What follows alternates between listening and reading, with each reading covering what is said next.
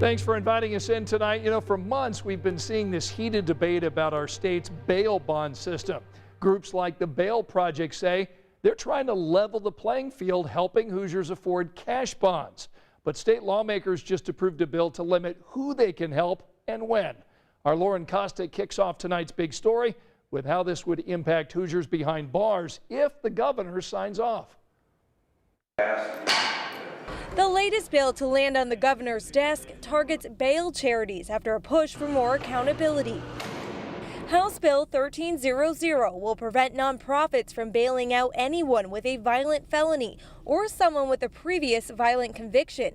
It also gives the Department of Insurance the ability to certify groups and revoke their license if they violate any rules.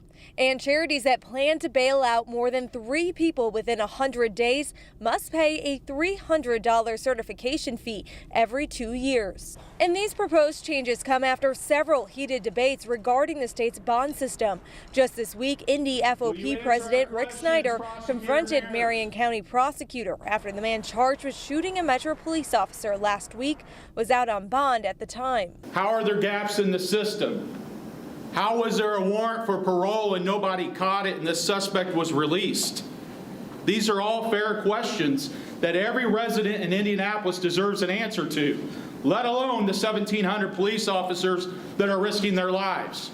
But opponents of the bill, like the Bail Project, say it limits their ability to help low-income Hoosiers, saying in a statement the end result will be more poor people sitting in jail at taxpayer expense without having been convicted of anything and not getting the services they need, services that can actually enhance public safety. And the author of the bill, Representative Peggy Mayfield, says it really comes down to better regulation, saying all bail providers should be under the same scrutiny, and that decision is now up to the governor.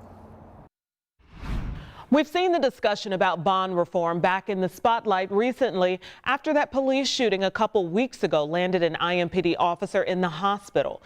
The suspect, Malik Hill, is a convicted felon who violated his parole with another felony arrest in January, just about a month before the shooting. After that arrest, he was able to post a $500 bond and leave jail the next day. Lauren mentioned the frustration among local leaders like the FOP, wondering why that was allowed to happen. So we did some digging. The Marion County Sheriff's Office told us they didn't find any outstanding warrants after checking Hill's record twice before his jail release. And the Marion County Superior Court echoed that statement. After his release, he was marked in violation of his parole, but remained free on bond. And the prosecutor's office made no attempt to take him into custody at a hearing February 14th, just 2 weeks before the shooting. Still, legal experts say the $500 cash bond adds up. Our system is broken in a lot of ways, but in this particular situation, I don't think that's what happened. I think it is a normal process that happened quickly and may have been realized later. This happened as a result of a lack of communication between agencies, but not a lack of communication that was necessarily negligent. Rich Nye reached out to several other agencies, but says there's no clear legal answer right now as to whether Hill should have been allowed to bond out of jail. Tonight, he faces 9 felony charges for the shooting involving IMPD officer Thomas Mangan. Now, this debate over bail bond reform isn't just happening in our state. This is a nationwide discussion. The U.S. Commission on Civil Rights just released a report back in January. It said 60% of people awaiting trial cannot afford bail. But the commission couldn't even come to an agreement on policy recommendations for Congress because it was split down the middle. If you'd like to read the commission's findings, we've got a link posted right now. It's on WTHR.com. And that wraps up tonight's big story.